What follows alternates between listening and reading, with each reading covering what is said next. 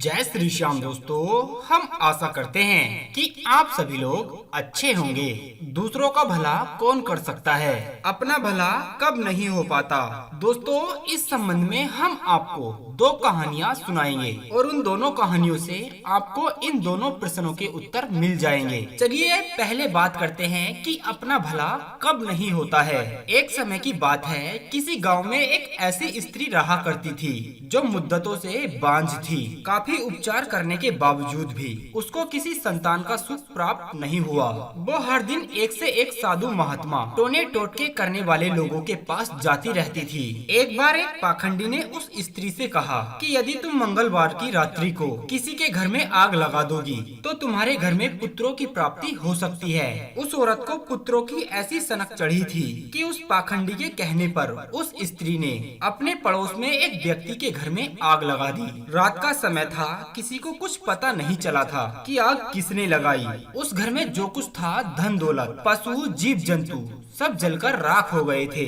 गाय, बछड़े, भैंस, घोड़े सबको मिलाकर 8 पशु उस आग की चपेट में आकर मर चुके थे। और कुछ समय के बाद उस औरत के घर में पुत्र जन्म लेने लगे और धीरे धीरे वह औरत 8 पुत्रों की माँ बन गई। अब वो औरत बहुत खुश रहती थी। उसके उस कृत्य को जो उसने अपने पड़ोस के घर में किया था, उस औरत का ससुर जानता था कि इसने एक पाखंडी के कहने पर अपने पड़ोस में किसी एक आदमी के घर में आग लगा दी थी और उस आग के कारण 8 पशुओं की मृत्यु हुई थी। उसका बूढ़ा ससुर एक दिन बैठा हुआ यही सोच रहा था कि इसने तो घोर अपराध किया है, पर भगवान ने इसे 8 पुत्रों की माता बनाकर बहुत बड़ी खुशी दे दी है। लगता है भगवान भी अंधेर करते हैं। दोस्तों, इधर जैसे जैसे उस औरत के बेटे बड़े होते गए, वो उनका धीरे धीरे विवाह रचाती गई। परंतु दुर्भाग्य से वो औरत जिस बेटे का विवाह रचाती थी, उसी बेटे की मृत्यु हो जाती थी। बारी बारी से उसके 8 पुत्र मर गए। अब तो वो गहरे विषाद में डूब गई थी। उसकी सारी खुशियाँ चौपट हो चुकी थी। उसको रोता देखकर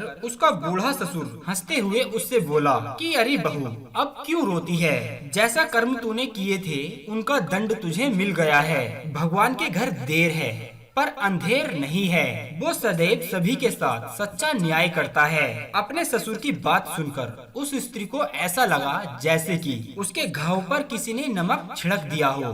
वो औरत कहने लगी कि हे बूढ़ा, मेरे सभी बेटों के मारे जाने पर तुझे बहुत खुशी हो रही है। वो अपने ससुर को भला बुरा कहने लगी और पड़ोसी भी आकर बूढ़े की करतूत पर उसे खरी खोटी सुनाने लगे। तब बूढ़े व्यक्ति ने बताया कि भाइयों, तुम्हें मेरी बातों पर गुस्सा तो बहुत आ रहा है और जब तुम इसकी सुनोगे तुम्हें इस पर भी बहुत क्रोध आएगा। बूढ़ा आदमी बोला कि भाइयों, अपना परिवार सबको प्रिय होता है और मुझे भी है। मनुष्य, पशु, पक्षी, कीड़े मकोड़े सभी को अपना परिवार प्रिय होता है और मुझे भी है। मैं भी अपने परिवार में खुशी चाहता हूँ, परंतु दूसरों को मिटाकर खुश होना नहीं चाहता हूँ। मेरी इस दुष्ट पुत्र वधू ने एक धूर्त पाखंडी के कहने पर एक गृहस्थ के घर में आग लगा दी थी, जिसमें उसके 8 बेजुबान पशु जलकर मर गए थे और वही 8 पशु इसकी कोख से पुत्र बनकर पैदा हुए थे। अब वे ही इसे संताप की अग्नि में जलता हुआ छोड़कर स्वर्गवासी हो गए हैं। किसी का बुरा करके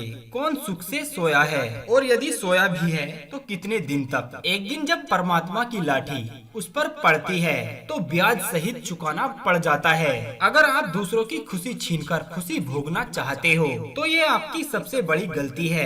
अगर आप किसी को मिटाकर खुद बढ़ना चाहते हो तो आप अपनी मंशा में कभी सफल नहीं होंगे। खुशियाँ बांटकर तो खुशियाँ मिल सकती हैं, पर छीनकर कदापि नहीं। परमात्मा सबको देख रहा है, सबके साथ वैसा ही होगा जैसा उसने किया है। परमात्मा के न्याय में थोड़ा विलम्ब हो सकता है, पर भूल नहीं। ये तो कर्मों की खेती है, जो बोओगे वही उगेगा और उसी को तुम काटोगे। औरों का बुरा करके कभी अपना भला नहीं होता।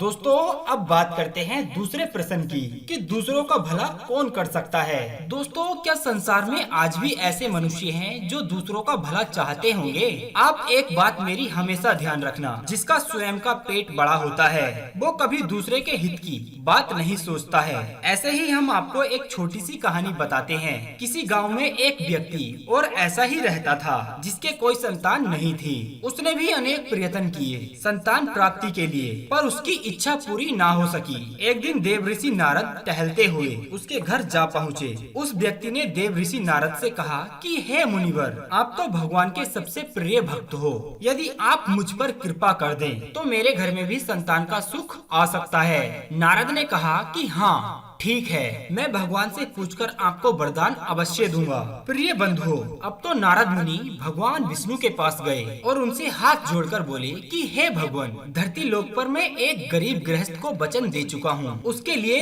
एक पुत्र देना है। भगवान विष्णु कहने लगे कि हे देव ऋषि, तुम जिस गृहस्थ को पुत्र देने की बात कह रहे हो उसके भाग्य में तो 7 जन्मों तक किसी भी संतान का सुख नहीं है, तो भला इस जन्म में उसे संतान सुख कैसे दिया जा सकता है। नारद जी लौटकर उस गृहस्थ के पास वापस आए और बोले कि हे भाई, जब मैंने भगवान विष्णु से आपके लिए एक पुत्र मांगा तो उन्होंने कहा कि आपको इस जन्म में तो क्या 7 जन्म में भी संतान प्राप्त नहीं होगी। दोस्तों, नारद जी की यह बात सुनकर वो व्यक्ति बड़ा दुखी हुआ और नारद जी भी वहाँ से चले गए। एक बार उसी गाँव में एक तपस्वी साधु और आया था। वो साधु भी बड़ा पहुँचा हुआ था। कई वर्षों से उसने अन्न ग्रहण नहीं किया था। वो महात्मा गली गली आवाज लगाते घूम रहे थे कि पुत्र ले लो, पुत्र ले लो। महात्मा जी की यह बात सुनकर वही व्यक्ति दौड़ा दौड़ा उनके पास गया, साथ में उनके लिए भोजन भी बनाकर ले गया। महात्मा जी ने उसकी 3 रोटियां खाई और 3 पुत्र होने का वरदान देकर चला गया। दोस्तों, कुछ समय के बाद उस गृहस्थ व्यक्ति के घर में 3 पुत्रों का सुख प्राप्त हुआ।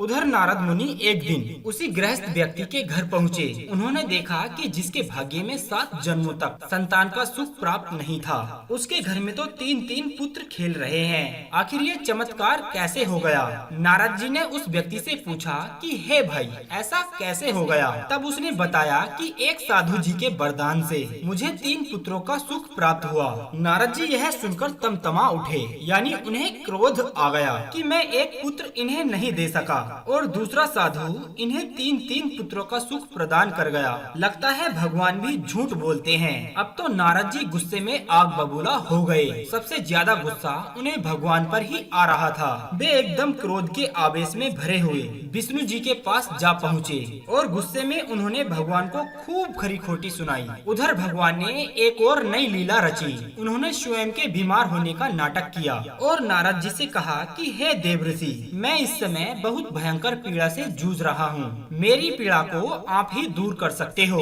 नारद ने कहा कि हे प्रभु, शीघ्र ही बताइए, मैं अवश्य प्रयास करूंगा। तब भगवान उनसे बोले कि मेरा कष्ट किसी भक्त के हृदय से ही दूर हो सकता है। तुम किसी भक्त से उसका कलेजा मांग लाना। दोस्तों, अब तो बिना देर किए नारद जी वहाँ से चले गए और कई भक्तों के घर गए, पर कोई भी अपना हृदय देने को तैयार ना हो सका। यहाँ तक कि कुछ लोगों ने तो नारद मुनि से ही कह दिया कि आप तो भगवान के सबसे बड़े भक्त हो, ये काम तो आप भी कर सकते हो। बस क्या था, नारद मुनि निउत्तर रह गए। अंत में वे उसी साधु महाराज के पास जा पहुँचे जिसने उस गृहस्थ व्यक्ति को 3-3 पुत्रों का वरदान दिया था। नारद जी ने उन्हें पूरी बात कह सुनाई कि भगवान को एक असाध्य रोग हो चुका है जो किसी भक्त के हृदय से ही दूर हो सकता है। दोस्तों, नारद जी की यह बात सुनकर वो महात्मा जी बिना देर किए उनके साथ चल दिए और भगवान के पास जाकर बोले कि हे प्रभु, हे स्वामी, मैं आपकी सेवा में हाजिर हूँ। आपको मेरा जो अंग चाहिए, जिस प्रकार से आपका कष्ट दूर हो सके, आप वो कीजिए। मेरा हृदय आप निकाल लीजिए और अपनी पीड़ा को दूर कीजिए। दोस्तों,